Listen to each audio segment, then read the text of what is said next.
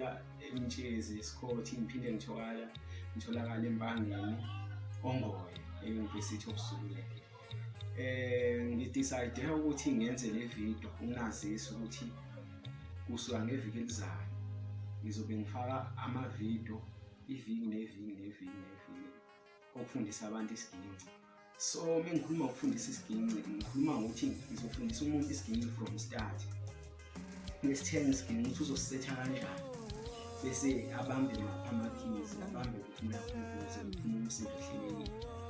Ngisuka lapho bese ngifundise ukuthi kumele adlale kanjani.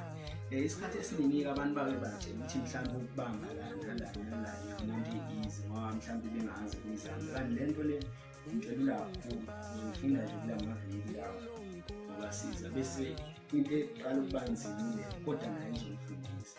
Ngoba mengathi manje nje dlala kanje ungathatha kube nzima kodwa la ngisabamba indawo eyodwa kodwa ngala sengishinthe kahle.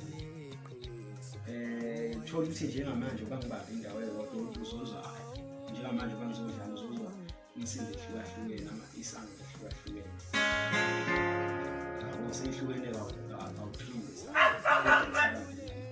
loko engikushoyo okhonfemayo ukuthi indawo edlalisa ingoma kahle.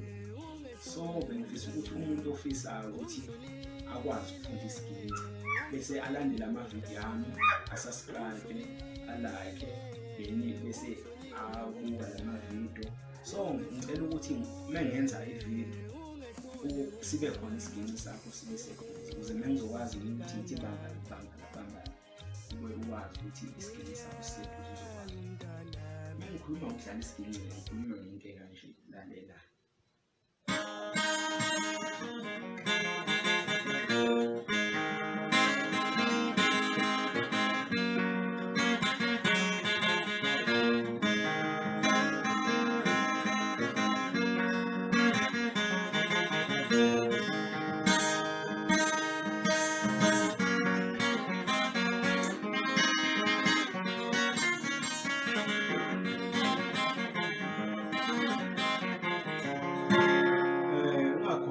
Subscribe, ulike lapho.